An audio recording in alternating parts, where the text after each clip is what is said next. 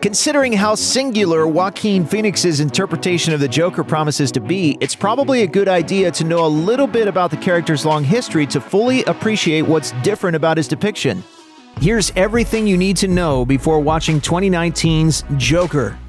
Since his debut in 1940's Batman #1, the Joker has been Batman's most popular and enduring arch-nemesis. As a result, he's appeared opposite every big-screen version of the Caped Crusaders' adventures since 1966's Batman the movie. While the character's popularity has remained consistent, the different cinematic Jokers have taken a very different approach to the tone of the character. The version played by Cesar Romero was a perfect fit for the campy, relatively lighthearted world imagined by the TV show. He was portrayed as more of a giggling, over-the-top bank robber than anything else. When the Joker returned to theaters in Tim Burton's 1989 Batman film with Jack Nicholson under the makeup, he was played as something a little more like a murderous performance artist. He was a hitman for the mob with a thing for playing cards right from the beginning of the film, and even killed Bruce Wayne's parents in that version of Batman's origin story, but his dip into the acid gave him a whole new perspective. He not only took over Gotham City's crime families for himself, he also plotted to kill everyone in the city, dosing them with poisonous gas as his masterpiece. Batman the Animated Series hit television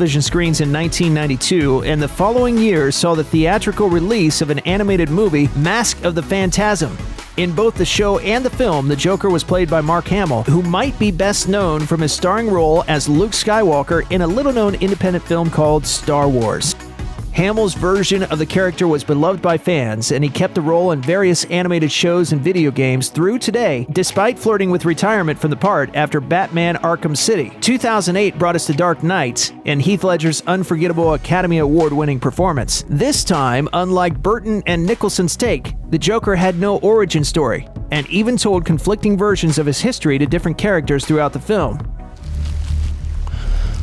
My father was a drinker. He billed himself as an agent of chaos, with intricate clockwork plans that were designed to destroy any sense of morality that Batman had returned to his city. With the launch of DC's movie universe, we got another version of the Joker in Suicide Squad, which saw Jared Leto apparently going full method actor in order to embrace the Joker's sinister personality. In this take, he was a heavily tattooed, unpredictable crime boss with a gift for manipulating people like his sidekick Harley Quinn, a character who had originally appeared in the animated series and rose to incredible popularity in the decades since. With that many different portrayals, not to mention all of the different interpretations of the Joker that have appeared in comic books over the past 80 years, the idea that any single actor could be the only true Joker is as insane as the character himself. Even with that in mind, though, Joaquin Phoenix's portrayal in the Joker's first ever solo film promises to be a pretty big departure from what we've seen before. One of the first questions fans were asking when Warner Brothers announced that Phoenix had been cast as the Joker was, what happened to Jared Leto? At one point, there were no fewer than 6 Joker-related films in development, with Leto still attached for some of them. Were the filmmakers just replacing Leto and being coy about it? The answer? Leto's Joker and Phoenix's Joker aren't the same guy. The Joker of 2019 will not be part of the DC's movie universe. It's a standalone film and has nothing to do with Suicide Squad, 2017's Justice League, 2021's The Batman, or any other DC films. That actually may have something to do with why Phoenix accepted the lead in Joker. He came close to playing Doctor Strange, turned down the role of Superman's nemesis Lex Luthor, and auditioned for the part of the Red Skull in 2011's Captain America: The First Avenger, but never wound up appearing in any of those movies. The major difference between those roles and the role of Joker is that signing up for Lex or Strange would have obligated Phoenix to appear in other movies. With the new Joker film being built as a standalone, character-driven drama rather than a franchise blockbuster, Phoenix can play the character without signing on for a sprawling series of superhero movies. One of the things that makes this Joker distinct from most other versions is that we're actually learning the name he was born with, Arthur Fleck. It isn't the first time a writer has given the Clown Prince of Crime a proper first and last name. In the Gotham TV series, the Joker is Jeremiah Valeska. In Tim Burton's Batman, Joker is known as Jack Napier, a suitably comic booky pun on jackanapes, another word for a fool. You are my #1 guy. In most other versions, including the comics canon and the award-winning version in The Dark Knight, however, the Joker goes unnamed. Even in Batman the Killing Joke, a 1988 graphic novel by Alan Moore and Brian Bolland that includes a Joker origin story, in all of the flashbacks to Joker's past, we never learn so much as his first name. You are my number one guy.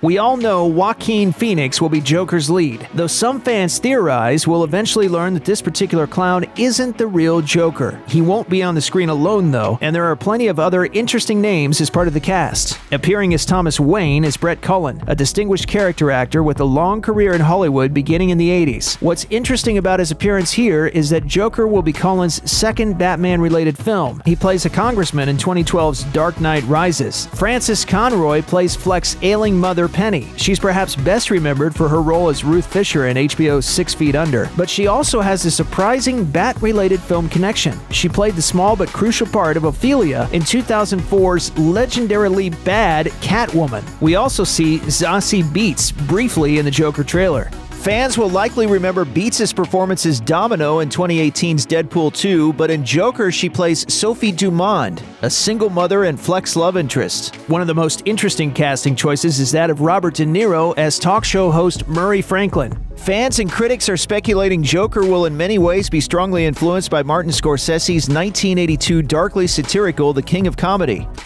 De Niro plays a struggling, mentally ill comic in that film, just as Phoenix plays one in Joker. The young Bruce Wayne we see Fleck forcing to smile with his fingers in the trailer is played by Dante Pereira Olsen, and it won't be the first time he's worked with Phoenix. Pereira Olsen was in You Were Never Really Here, where he played the younger version of Phoenix's character, another mentally ill man living with his elderly mother.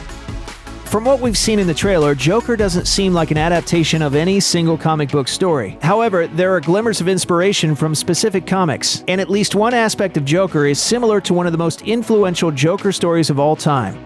Written by Alan Moore, famous for Watchmen, V for Vendetta, and other groundbreaking comics of the 80s, and drawn by Brian Boland, The Killing Joke is memorable for many reasons, one of which is the origin story given to the Joker. We never learn his name, but the younger Joker is an aspiring stand-up comic who can't get a break. No one laughs at his jokes, he isn't making any money, and his young wife has a baby on the way. Desperate, he agrees to go on a heist with some crooks and falls into a vat of chemicals that turn him into the villain we all know. Like this unnamed young Joker, Arthur Fleck seems to be a failed comic, but that may be where the similarities end. Rather than the classic comic's origin of a fall into a vat of chemicals, Fleck seems to be a man driven to and beyond the brink by the madness of society, using makeup to adopt the Joker's persona much like Ledger's version did. The other major influence on Joker doesn't come from the comics page. Instead, the visuals we see in the trailer are heavily influenced by the King of Comedy. While it's not as well known as hits like Taxi Driver or Goodfellas, the 1983 collaboration between Martin Scorsese and Robert De Niro became a cult classic for its portrayal of a struggling comedian who develops a disturbing fixation on a Johnny Carson-esque talk show host. Mom! Take it easy. Lower it. I'm not gonna lower it. I have to do this now. De Niro stars as failing comic Rupert Pupkin, while Jerry Lewis plays the very successful Jerry Langford. While he doesn't dress up like a supervillain like Fleck, Pupkin is portrayed as being mentally ill, and the film ends with some ambiguity about whether or not the viewer is experiencing actual events or Pupkin's delusions. Joker is even set in the early 80s, just like the King of Comedy. The influence isn't just evident from the trailer, however. Scorsese himself was originally set to be executive producer for Joker, but left the project due to scheduling issues. Regardless, the final project seems to have his fingerprints all over it. Moviegoers expecting to see the Dark Knight showing up in Joker to face off with his nemesis are bound to be disappointed, but the film isn't entirely free of Batman. We're just seeing him long before he decides to dress up as a bat and spend his evenings fighting criminals. Given that we're getting a young Bruce Wayne and a prominent role for his dad, it's possible that Joker might include the murder that kicks off Batman's own origin story, but whether or not that will actually happen remains to be seen. It's clear, however, that no matter what happens to Thomas and Martha, their son will spend this film a long way from donning his familiar comic book costume.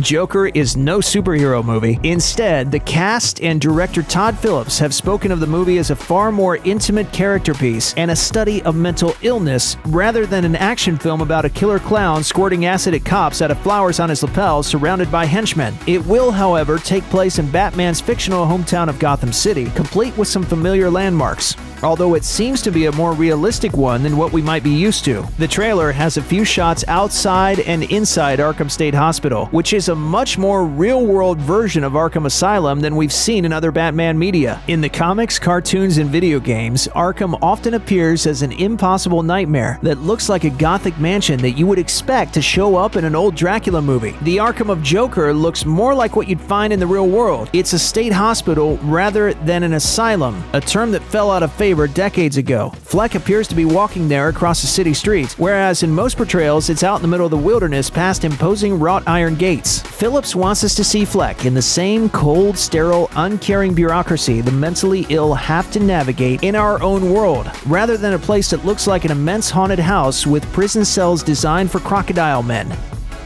Check out one of our newest videos right here. Plus, even more Looper videos about your favorite DC characters are coming soon. Subscribe to our YouTube channel and hit the bell so you don't miss a single one.